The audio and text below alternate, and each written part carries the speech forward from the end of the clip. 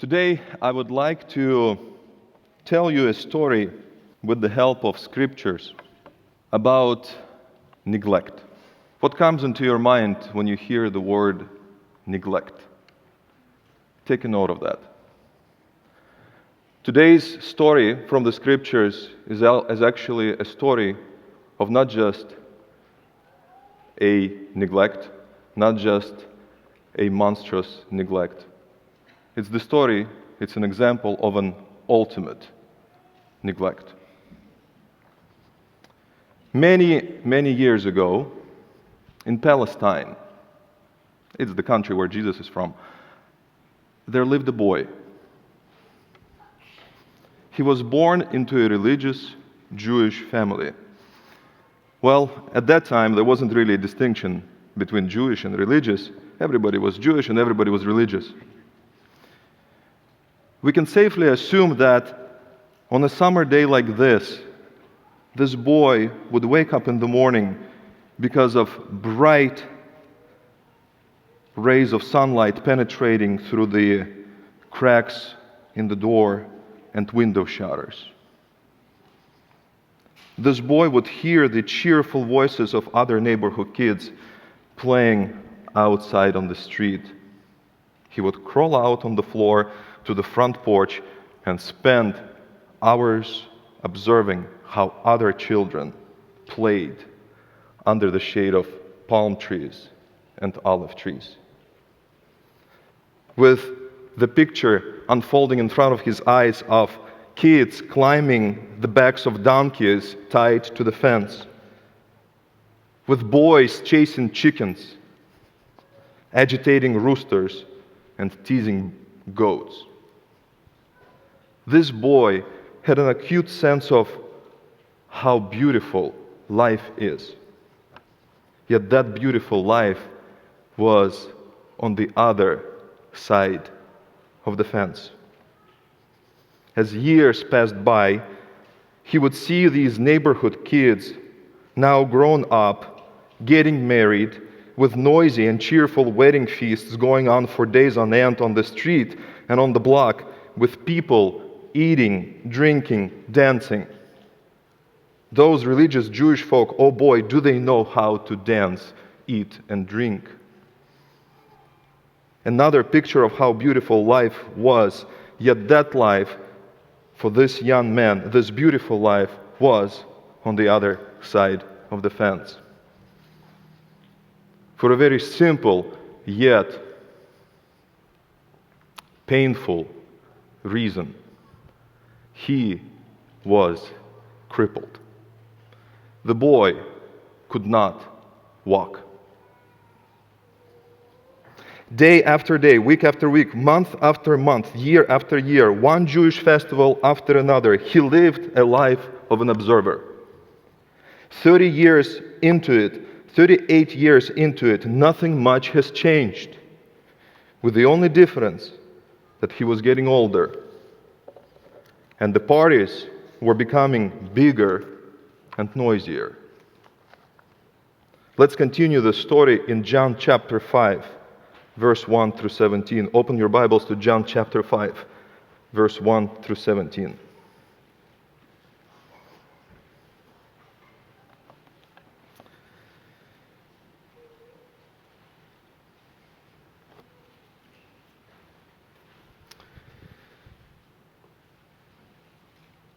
Chapter 5, verse 1. There was a feast, another feast, a feast of the Jews, and Jesus went up to Jerusalem. Now there in Jerusalem, by the sheep gate, a pool in Aramaic called Bethesda, which has 5 roofed colonnades. In these lay a multitude of invalids, blind, lame, and paralyzed. One man was there who had been an invalid for 38 years. When Jesus saw him lying there and knew that he had already been there a long time, he said to him, "Do you want to be healed?" The sick man answered him, "Sir, I have no one to put me into the pool when the water is stirred up, and while I am going, another steps down before me." And Jesus said to him, Get up, take up your bed, walk." And at once the man was healed, and he took up his bed and walked. Now that day was the Sabbath. So the Jews said to the man who had been healed, "It is the Sabbath, and it is not lawful for you to take up your bed." But he answered them, "The man who healed me, that man said to me, 'Take up your bed and walk.'" They asked him, "Who is the man who said to you, 'Take up your bed and walk'?" Now the man who had been healed did not know who it was, for Jesus had withdrawn, as there was a crowd in the place. Afterwards, Jesus found him in the temple and said to him, "See, you're well. Sin no more, that nothing worse may happen to you." The man went away and told the Jews that it was Jesus who had healed him. And this was why the Jews were persecuting Jesus, because he was doing these things on the Sabbath. But Jesus answered them, "My Father is working until now, and I am working." Neglect. This is a picture of neglect. In fact, this is a picture of religious neglect in this story that we find at the surface level reading, even at the surface level reading. We find this boy who is now a grown-up man, and by the measures of the ancient world, he is an old man. He's in Jerusalem, in the political and religious center of the nation. He's in the temple at a Jewish feast on the Sabbath. The closest American equivalent would be attending a revival meeting held in Washington, D.C. on July 4th, which falls on a Sunday, just recently, with the Bible Belt Christians conservatives flooding the Lincoln Memorial and the pool that is in the center of the park in front of it. If we take it a little bit closer home, to Word of Grace Bible Church, he came to our pastor's annual conference. And he is in our church on a Sunday morning together with other people who flocked to our church from other parts of the country and the world. He's attending the largest party, religious party in the nation. And he still finds himself an observer. The reason why he finds himself an observer of this religious party is because he is by the Sheep's Gate in Bethesda Pool. Now you need to imagine the temple complex. The temple was not just a building, it was not just a tent pitched in the desert. That temple was a magnificent edifice of architectural art. It was built into a mountain, which occupied a total square footage of 35 acres. It is 8 times this campus on which this particular building sits. It's a magnificent piece of architectural art of the ancient world. And the Bethesda Pool is on the back end of that temple monument. And the Bethesda Pool is comprised of 2 pools. It's outside by the Sheep's Gate, where the animals were brought into the temple before they're sacrificially slaughtered to be washed. The Bethesda Pool was not the pool where the animals were slaughtered, but it was in close proximity. He is still on the outside. The party, the festival, is in the temple. He is at the doorsteps, and he is still an observer. He is lonely. But on top of all of this, he is not just lonely, he is hopeless. In a place that promised hope, remember that he came to this place because he most likely was expecting to be healed. He heard that at the temple there is a pool where an angel comes down every once in a while to stir up the waters, and whoever gets in the water gets healed. And I'm sure that he probably, if not rode a donkey to Jerusalem, he crawled to the Jerusalem to be there at that pool. The temple where all the faithful and virtuous came. He is at the pool, at the very source of the solution to his disability, thinking and realizing that he is hopeless. He is hopeless, and this hopelessness is expressed in one single statement: I have no one to put me into the pool. The guy is hopeless, and the reason why he is hopeless is not because he is disabled. The reason why he is hopeless is not because there is no solution. The solution is right there. He is a couple of feet away from the solution. He is hopeless because he is neglected. There is no one to pick me up and put into the pool. Bethesda, what a name. The house of mercy in Aramaic.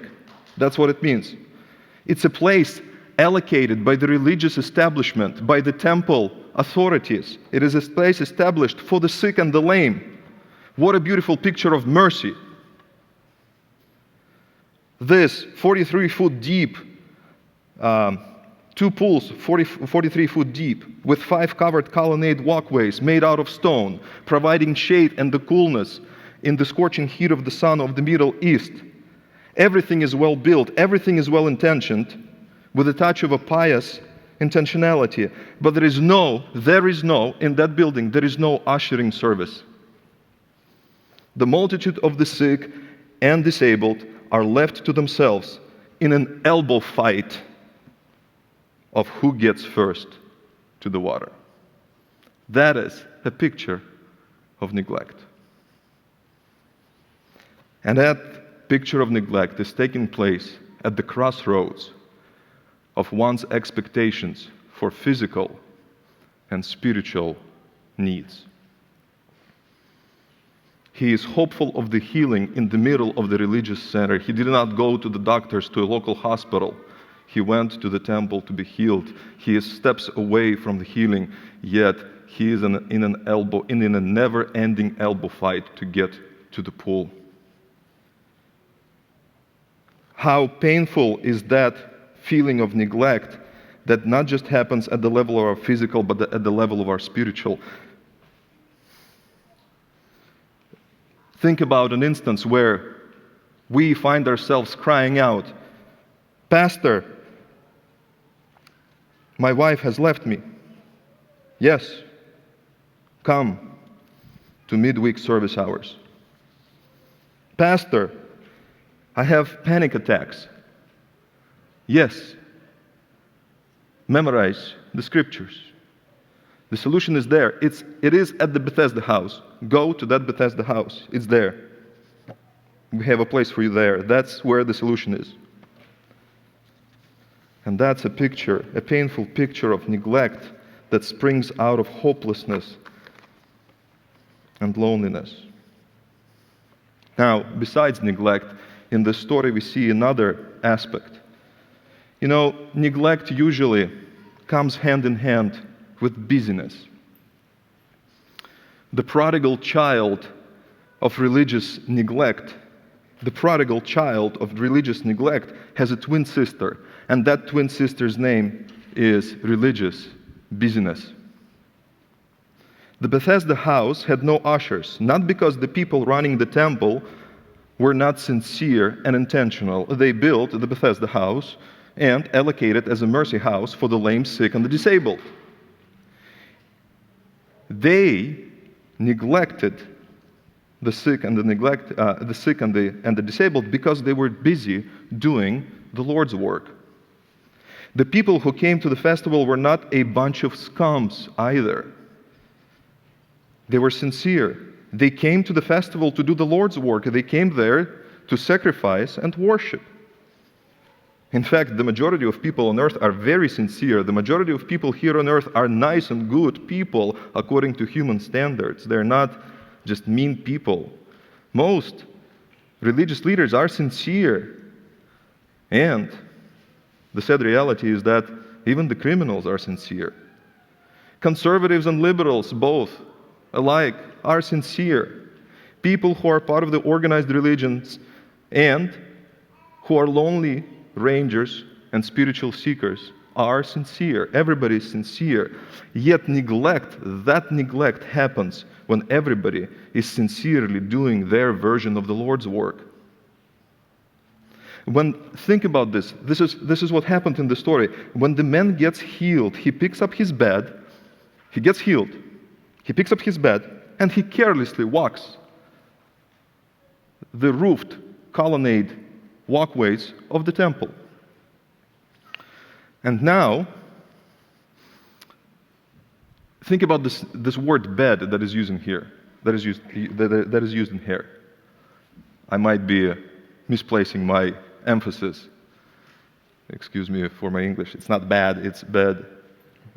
It's bad. But in any case, it's not your version of the California queen or king. No, it's not your California king that is sitting in your 5,000 square foot house. It is not that idea of the bed. It was simply your version of a picnic blanket, most likely made of straw, sustainably sourced from Galilee. It was not even your version of a Walmart 2 feet in diameter, when rolled up, sleeping bag. That's not what that bed was. Excuse my bad pronunciation. That was a picnic blanket made of straw. And that's what gets the guy in trouble with the religious authorities of the temple campus. A picnic blanket.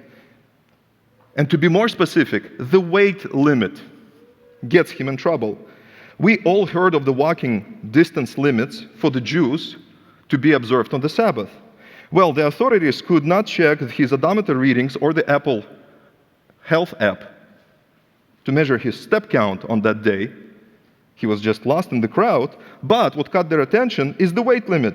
The guy gets pulled over by the Temple Highway Patrol for exceeding the towing capacity on his truck. What a monstrous defiance of the Sabbath laws. You are carrying something that is too heavy, a straw picnic blanket. The sincere are busy doing the Lord's work. The sincere and the religious are busy setting up wait station checkpoints on the campus of the temple. The sincere are counting your steps and their steps. Here is probably a classic picture of a sincere worshiper found in attendance at the temple in those days. Come to the Temple Mount with your wife and kids, drop off your wife at the women's court, take your sacrificial animal to the pool of Israel where the animal gets washed, stop by the pool of Bethesda or other pools to perform your ceremonial washing rituals, walk through the sheep gate with your animal, drop it off at the Levites and priests, walk under the colonnades of the outer court, into the inner court, get lost in the praying crowd, stand under the scorching heat of the sun, wait for your turn for the animal to be sacrificed, make sure that you don't exceed the step count and weight limit. And most importantly, make sure to turn in the names of the Sabbath breakers. Because when the guy broke the Sabbath and the story got unraveled, the first name was asked, who broke? What's the name of that guy who told you to walk? We want it. We want him on the list, on the most wanted list. It might sound funny, it might sound ridiculous, it might be both. But we do the same thing on a weekly basis, brothers and sisters. Clergy and laity alike, we are sincerely busy doing the Lord's work. Preaching pastors are busy sermonizing. Theologians amongst us are busy carefully crafting doctrinal positions and doctrinal statements. Ministry leaders are busy working out philosophies of ministries. Elders of the church are busy crafting out church polity documents. Musicians are busy striving for recording studio-level performances. Ushers are busy greeting people at the front door. Biblical and nouthetic counselors are busy counseling. Families are busy coming to worship services, all tidy up, pulling into the parking lot in vans. We are busy doing the Lord's work. Everybody is busy. Everybody is doing the Lord's work. And you know what? Everybody is sincere. Yet, the invalid is still by the pool, neglected, and there is no one to help him. The preacher neglects by telling us what to do and not telling us how to do it. The elders neglect when they keep on forgetting your name and asking you and introducing themselves for third time in the month. Ushers neglect when not allowing wheelchair access in the auditorium, trying to keep the fire code. Theologians neglect when spending hours in ivory towers and scared of personal evangelism. Biblical counselors neglect when dismissing expressions of pain in fear of tailoring to the felt needs of the individual. church members' neglect when stuck month on end, without end, in cliques. We are busy doing the Lord's work. And in the midst of this busyness, in the midst of this, amongst this picture of neglect and busyness, these two sisters are running around in our life, we find Jesus, who is very intentional. At the feast of the Jews, on a Sabbath day, Jesus is onto something. He enters the temple not through the front porch, through the stairs about 200 yards, 200 meters wide. He does not enter through the front entrance. He enters through the back door. He enters by way of the Bethesda Pool, through the Sheep's Gate. And in the midst of the crowd and masses of disabled bodies in the Bethesda Pool, he zeroes in on one individual. Here in the text it says, one man, just one man among the multitudes. He is very intentional. He comes in there and he is after one man.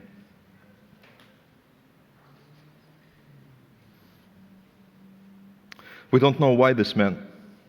John tells us that Jesus knew of his prolonged disability.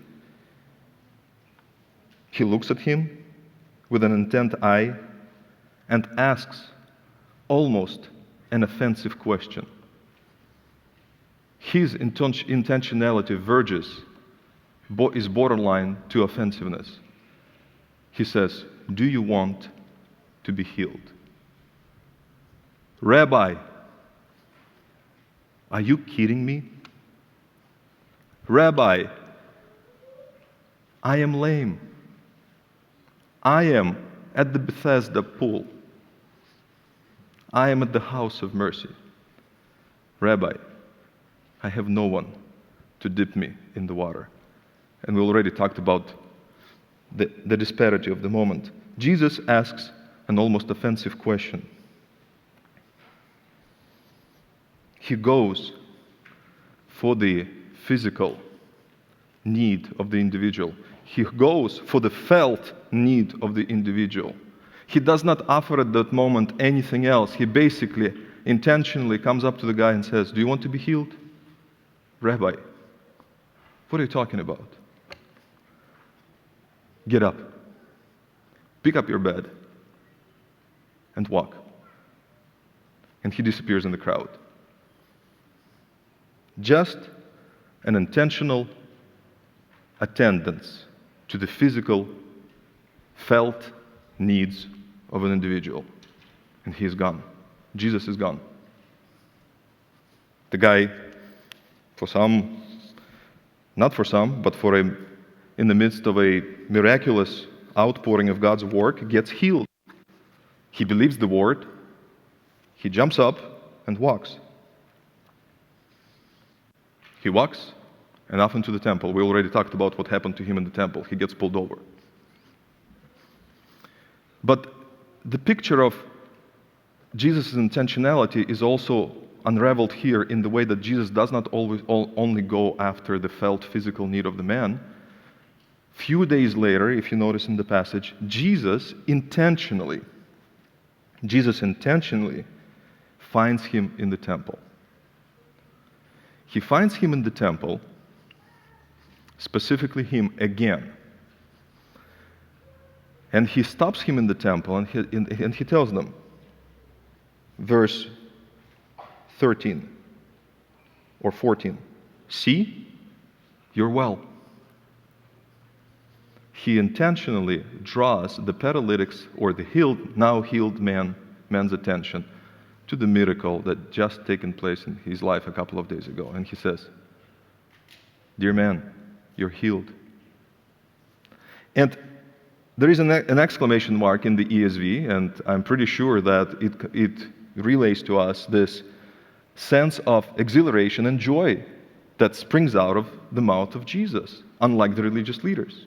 They were pulling the guy over, but Jesus is like, dude, you're healed. Let's celebrate.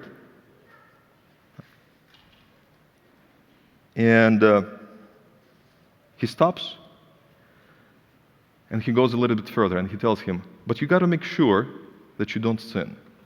Because if you keep on sinning, worse things might happen. And that's Jesus being intentional about his soul. It's a very interesting point that we will come back a little bit later in the sermon. But as I was reading this passage, I was puzzled. This is one of those hard sayings of Jesus. Rabbi, what do you mean, do not sin? Sin no more. Sin? I mean, sin is part of your daily life. You're constantly struggling with it. Like, what do you mean by that? It's a hard saying. But the guy is somewhat dismissive of this statement. He's careless. He actually runs out and reports Jesus to the authorities. That's what happens. He's not there rejoicing with Jesus and thanking Jesus for the healing. He runs out to the authorities and reports his name. The most wanted is actually Jesus. We'll come back to that, but we're talking about Jesus' intentionality. He's intentional about the physical need. He's intentional about the spiritual need. But Jesus is mainly intentional about something else. As I was studying this passage, I realized, brothers and sisters, one thing, that Jesus, who is the Son of God, who is God incarnate, and God is never casual or incidental about his acts of kindness. There are no incidental acts of kindness in God's economy. Whenever God does something, there is always the base level and there is the grand level. There is the micro level and there is the macro level. Jesus is onto something else here. And his intentionality is not just about the physical and the spiritual. Jesus is about a bigger goal here. And he is intentional about this thing. If you read this passage in a bit of a greater context of John, you see that Jesus is out there. He is out there wanting to break the Sabbath. He heals the man on the Sabbath to make a point.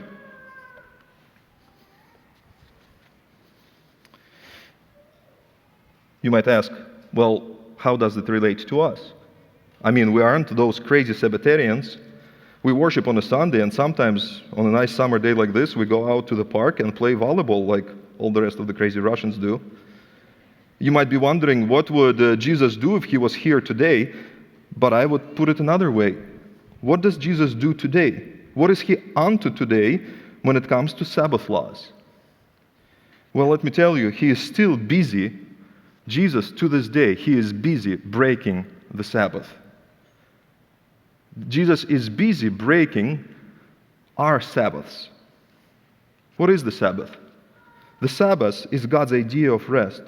The Sabbath is God entering a state of rest and inviting us people to enter that rest. That is the Sabbath. The Sabbath is perpetual state of divine rest and our fellowship with God in that rest. Yet we are so good at creating our versions of rest. And the Lord to this day goes out and disturbs our idolatrous versions of rest. It is interesting to observe how Jesus does not just go for a misdemeanor offense. He knew that he could get in trouble for the towing capacity. We already covered that. He doesn't go for that. He knew he could get in trouble for walking too much on the Sabbath. He doesn't go for that. What Jesus does, he doesn't go for a felony. He doesn't go for a misdemeanor. Jesus is intentionally getting in trouble not just with the highway patrol. He gets in trouble with the feds. He goes for the capital punishment. It's as if Jesus comes into this temple and he says, let me pull the rug from underneath this system. Let me see how sustainable it is. He doesn't just come in to rain on the parade, but he comes in and he sets in motion a very specific process. I picture it this way.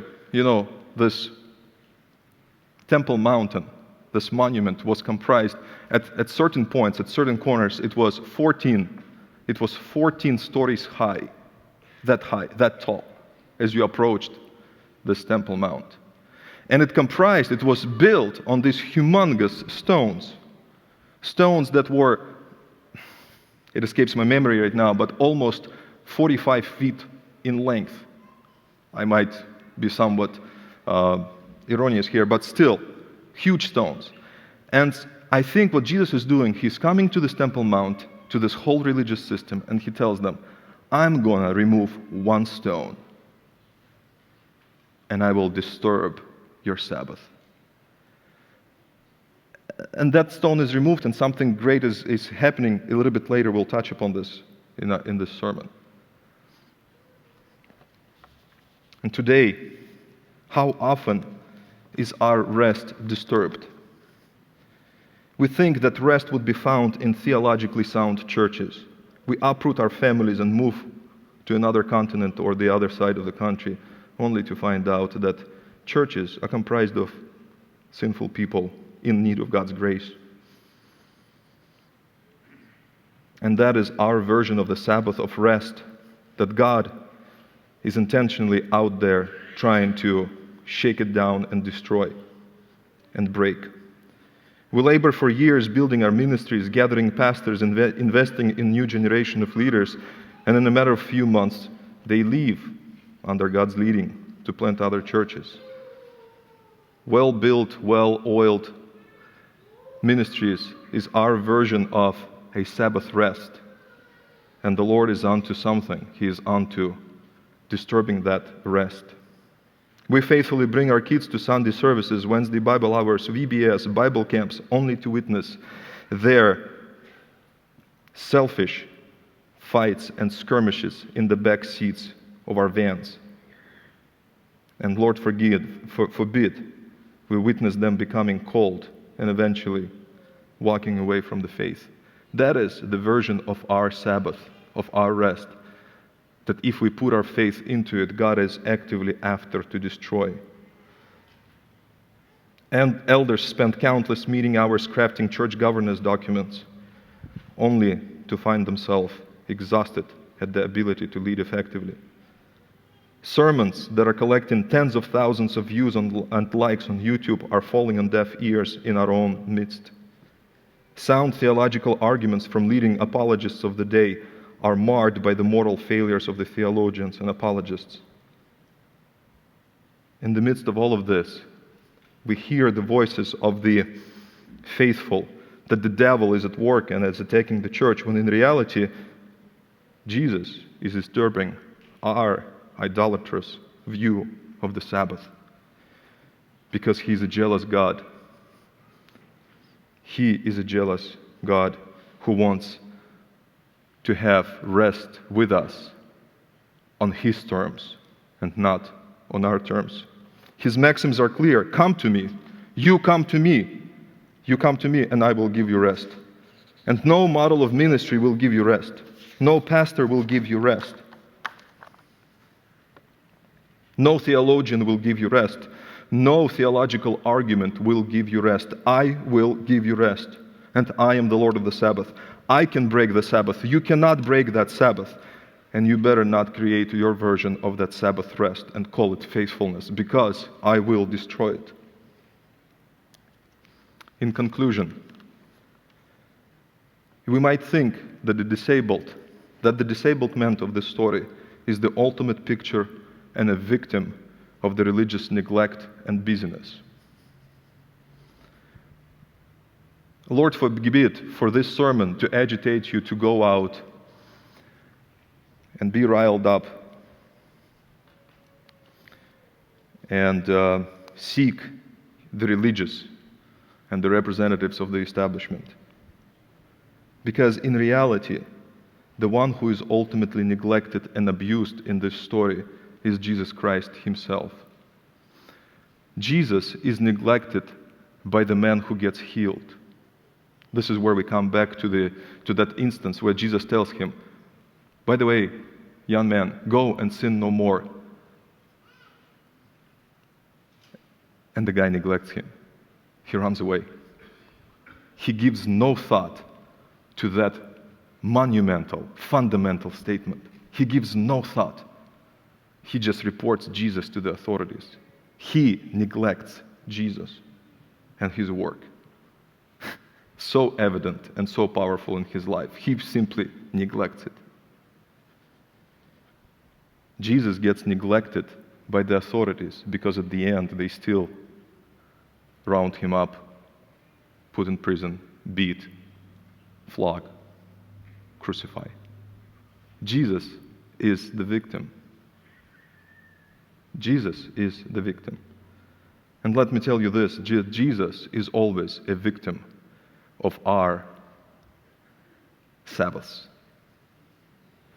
Whenever we create our version of rest and make Jesus a solution, he is offended. He is disregarded. Brothers and sisters, Jesus is not a solution. Windex is a solution. That's a solution. Jesus needs no solutions. Jesus does not want to be part of your solution, whatever your solution is, a happy family, or a faithful ministry. And I'm not trampling on those things at all. But Jesus is the one. He is not a solution. He is the Lord of the Sabbath.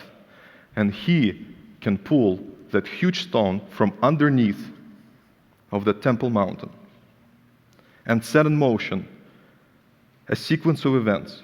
Not immediate, but he will set the sequence of, he did set off a sequence of events.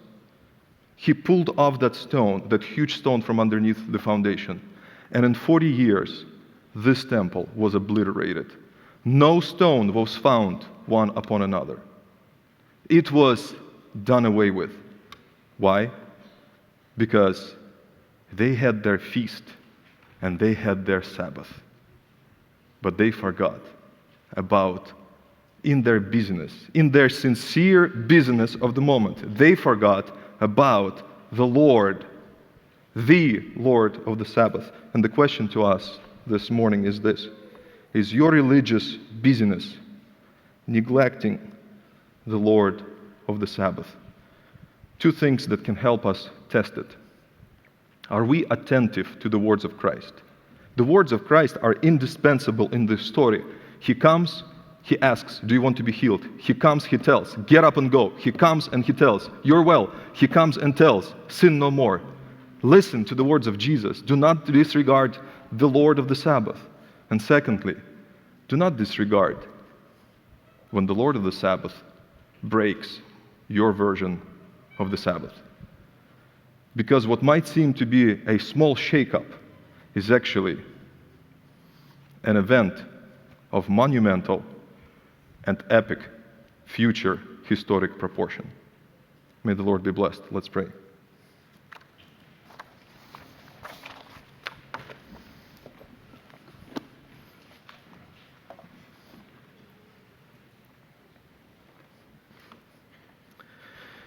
Our Heavenly Father, we thank you. We thank you, Lord, for being the Lord of the Sabbath. Today is the day of rest, and you are the Lord of it. You set the rules of this day. You are not a solution to this day. You are the Lord of this day. We thank you that we worship on a Sunday, And we don't worship on the Sabbath because the Sunday is the day when we are reminded that you are the Lord, because you are risen from the dead, and you are alive, and you are at rest, and yet you are still actively building. Lord, you are the Lord of the Sabbath. Forgive us.